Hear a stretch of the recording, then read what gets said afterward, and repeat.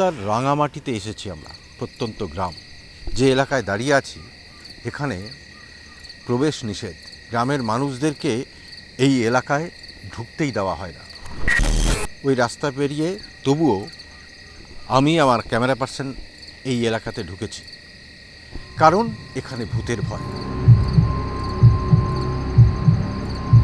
আর সেই ভূতেদের সন্ধানেই আমরা এই প্রায় পরন্ত বিকেলে হাজির হয়েছি। আমার পেছনে রয়েছে সাহেব দালান। এই সাহেব দালানকে ঘিরেই কিন্তু সমস্ত ভূতের নানা কাহিনী রয়েছে। শুধু কি কাহিনী, কিছু কিছু ক্ষেত্রে কাকতালীয়ভাবে দেখাও গেছে যে যারা এখানে এসেছেন সন্ধ্যের পরে রাতে, তাদের অনেকেই কিন্তু অসুস্থ হয়ে গেছে। এমনকি এমনও শোনা গেছে গ্রামে যে অসুস্থ হয়ে কেউ মারাও গেছে।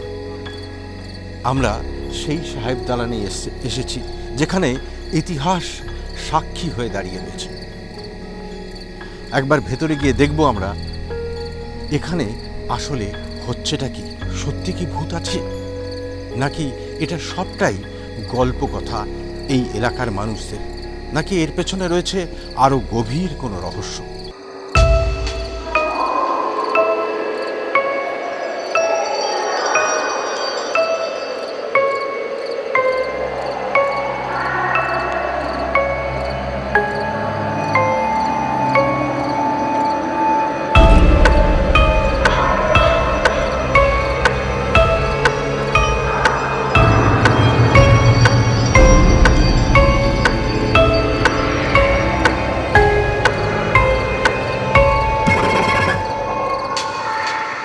সন্ধে প্রায় হয়ে এসেছে, চারিদিকে নিঝুম নিস্তব্ধ, কোথাও কোনো জনপ্রাণী নেই।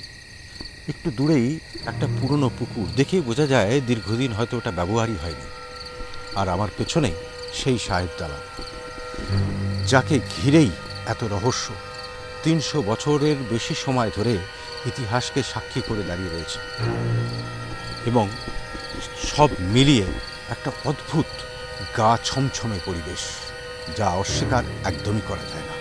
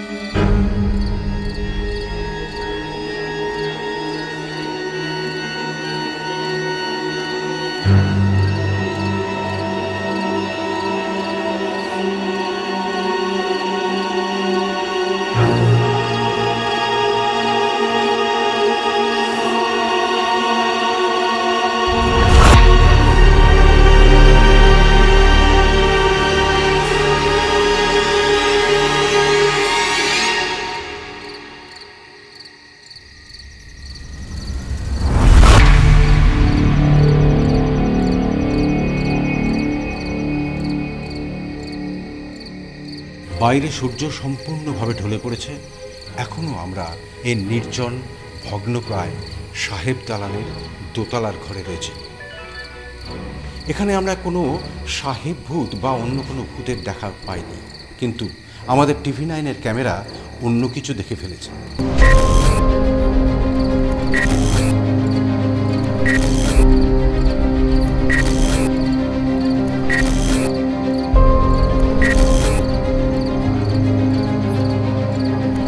এখানে এসেই আমাদের ক্যামেরায় স্পষ্ট হয়ে গেছে সব ধরনের নেশার যাবতীয় চিহ্ন, এবং সেগুলো ইতস্তত ছড়িয়ে রয়েছে আবর্জনার মতো।